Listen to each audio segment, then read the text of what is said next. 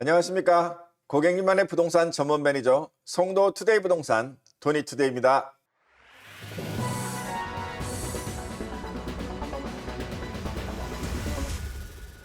크리스마스 연휴 잘 보내셨습니까? 지난 한 주간 동안에 이렇게 연휴가 많고 또 눈도 많이 오고 그래서 분위기는 참 좋았는데 아프신 분들 많더라고요. 요즘 독감 유의하시고요. 올 한 해의 마지막 브리핑이 될 것 같습니다.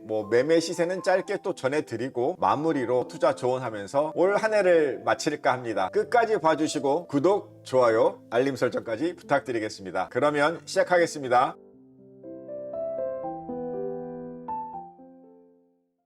먼저 첫 번째로 송도 아파트 시세 말씀드리겠습니다. 지난주에 학원가 라인을 중심으로 하버뷰 라인의 84 타입과 힐스테이트 라인의 4, 50평 라인 비교를 해드렸었잖아요. 그 앞자락에 있는 송도 코롱 더 프라우 단지가 되겠습니다. 프라우는 1단지, 2단지, 3단지의 3개 단지가 있고 그 중에서 3단지가 가장 이제 나중에 준공이 돼서 힐스테이트 라인과 비슷한 스타일과 비슷한 가격대를 유지하고 있다 이렇게 보시면 될 것 같습니다. 매매 가격도 7억 5천에서 8억대의 가격이 형성된다 보시면 될 것 같습니다. 역시 학원가 라인이다 보니까 전세 가격도 좋고요. 특히나 이 단지의 장점은 주차가 굉장히 좋습니다. 세대당 3대까지도 가능한 그런 단지이기 때문에 이 송도의 전반적인 신규 단지들의 걱정인 주차 문제가 좀 있잖아요. 이 더 프라우라든가 이런 쪽 라인들은 주차가 좀 여유롭다 말씀을 드릴 수 있을 것 같습니다. 학원가 라인의 장점을 똑같이 누리고 특히나 더 주거 환경, 공원을 가깝게 느낄 수 있는 더 프라우 3단지 관심을 가져보시면 어떨까 합니다. 월세는 물량이 그렇게 많지 않아서 전세 가격 수준의 거래가 충분히 되고 있습니다.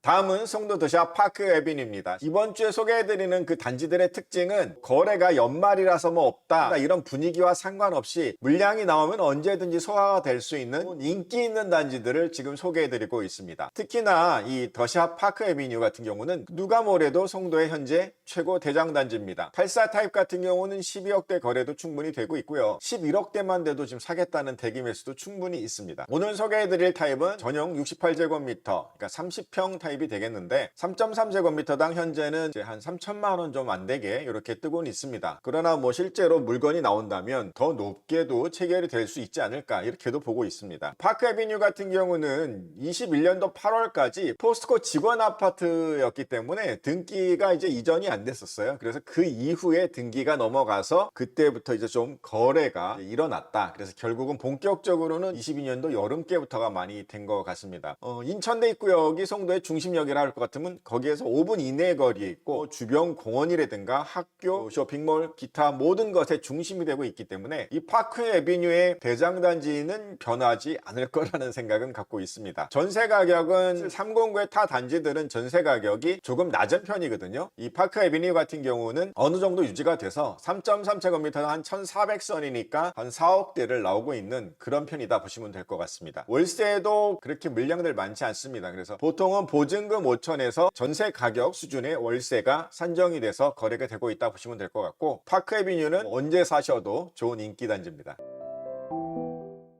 네, 다음은 송도 아메리칸타운 아이파크입니다. 전용 72제곱미터 그러니까 이것도 역시 30평형 정도가 되겠는데 거래가 있었기 때문에 제가 이제 소개를 드립니다. 이번에는 2차로 아메리칸타운 더 샵으로 짓고 있죠. 70층짜리로 25년도에 이제 들어오게 됩니다. 캠퍼스타운역을 중심으로 이 아파트가 있고 쇼핑몰들이 늘어서 있는 좋은 환경 그리고 해돋이 공원까지 모든 여건이 굉장히 좋은 단지입니다. 송도의 또 다른 대장축이라고 보시면 될 것 같아요. 그러니까 외국인 영주권자 이런 사람들에게 분양이 되고 등기를 하고 나서야 매매나 전월세가 가능하다 이렇게 보시면 될 것 같습니다. 매매 가격은 3.3제곱미터당 2,400선 정도가 되는데 3,000이 넘는 데가 대장급이고 그 밑에 정도 보시면 될 것 같습니다. 전세 가격도 역시 역세권의 장점이기 때문에 송도 109가 전세 가격 제일 좋다고 그러는데 그 못지않은 가격대를 유지하고 있다 이렇게 보시면 될 것 같고요. 월세도 보증금은 3,000, 5,000 이렇게 좀 낮게 요구를 합니다만 월세 150만 원 이상 거래가 되고 있고 물량 나오는 대로 소화된다 보시면 될 것 같습니다.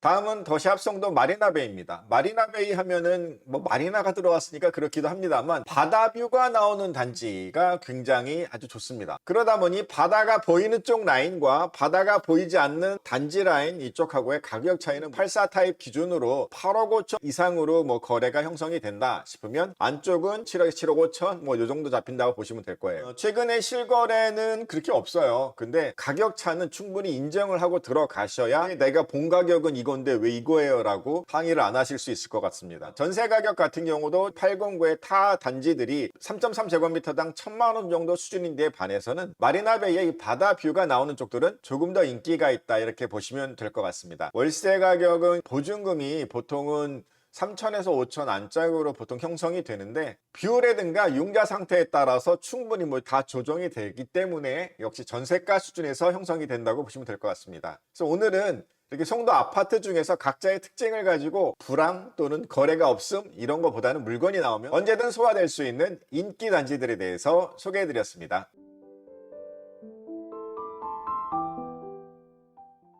다음은 송도 오피스텔입니다. 509에 있는 3룸 오피스텔 더샵 센트럴시티 소개해드립니다. 매매 가격은 사실 4억에서 4억 5천 정도 보시면 될 것 같아요. 이 509는 역세권에 공세권에 학세권까지 그리고 쇼핑몰 몰세권까지 완벽하게 이미 안정화가 된 단지입니다. 그래서 다른 어떤 단지보다 아파트처럼 동일하게 인기를 가져가고 있습니다. 최근 실거래가 이제 4억대 초반에 거래가 됐는데요. 보통 전세를 놓고 그 전세에 따른 갭을 얼마를 주고 이렇게 매매를 하려고 하고 있기 때문에 가격이 4억에서 5억까지 좀 다양하게 편성이 되어 있습니다. 전세 가격은 또 상대적으로는 많이 높습니다. 신규로 입주하는 단지의 전세 가격이 상대적으로 낮은 반면에 이렇게 생활 환경이 완전히 갖춰진 단지는 전세 가격 높게 형성이 된다 이렇게 보시면 될 것 같습니다. 그래서 전세가 한 3억 수준이고요. 월세는 다만 보증금이 1000에서 3천까지 그리고 월세는 150만 원 이하 주로 이렇게 형성이 된다고 보시면 될 것 같아요. 센시티를 기준으로 신규 단지들을 비교하긴 그렇습니다만 안정화가 되면 이렇게 가격대는 올라가게 된다. 그걸 보여줄 수가 있겠네요.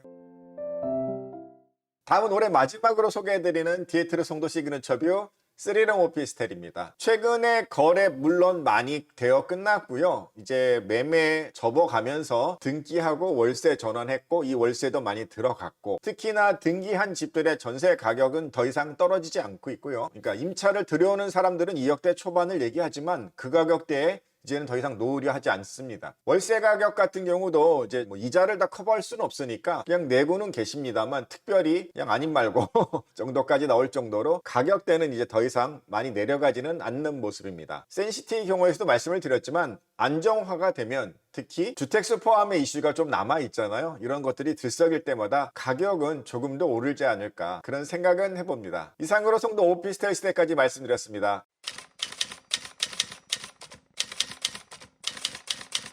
이번 주의 조언은 살얼음은 밟지 않는 것이 답이다 라는 걸로 정했습니다. 지금 모든 시장을 바라보는 어떤 소위 전문가라는 사람들 다 똑같이 얘기합니다. 좋지 않을 것이다. 좋게 보는 사람이 극히 드뭅니다. 금리나 부동산 PF 문제를 가장 크게 들썩입니다. 금리 같은 경우는 뭐 내려가긴 할 텐데 그것이 우리나라에 실질적으로 얼마나 영향을 주겠느냐. 글로벌 금리가 확실히 내려가는 것이 보이는 하반기 이후에나 우리나라도 영향을 줄 것으로 보고 있습니다. 그렇기 때문에 금리가 막연히 내려갈 것이다 라는 기대 때문에 너무 일찍 사시는 거는 좀 주의를 해야 할 것이고요. 2기 경제팀이 출발을 하면서 이제 정책 대출도 나름 신경을 쓸 것이고 특별히 지금 문제가 되고 있는 부동산 PF에 대해서도 확실한 선을 그을 것이라 생각이 됩니다. 이제 여태껏은 다 이제 링거를 꽂아서 다 살려주긴 했었는데 이제는 과감하게 쳐낸다라는 그런 정책을 해야 되지 않을까 하는 그런 생각을 해봅니다. 살아남은 데들은 민간과 공공이 합쳐서 공급을 늘리는 그런 어떤 공급 위주의 지금 2기 경제팀의 정책과 맞물려서 생각보다 빠르게 공급이 진행이 될 수도 있을 것이다 이런 생각을 해봅니다. 옥석 가리기로 인한 부동산 PF의 어떤 문제들이 빠르게 정리가 되고 나면 하반기에 가서는 부동산 가격은 생각보다 많이 지지를 받고 오히려 오를 수도 있다라는 생각하고 있습니다. 그런 생각을 해봅니다. 항상 내가 최고의 저점을 잡으려고 하는 것은 욕심입니다. 그리고 잡을 수도 없고요. 그러니까 살얼음을 밟고 지금부터 들어가라는 건 아닙니다. 하지만 모두가 바라는 그런 조정이나 저점에서 내가 살 수 있다는 생각은 버리시고, 여태껏의 그 말씀을 드렸던 것처럼 하반기쯤, 적어도 3분기쯤에 가서는 매수에 먼저 들어가는 것, 선취매라는 거 있잖아요. 바로 선취매가 가능한 구간이 올 하반기다. 이렇게 투자 조언을 해봅니다.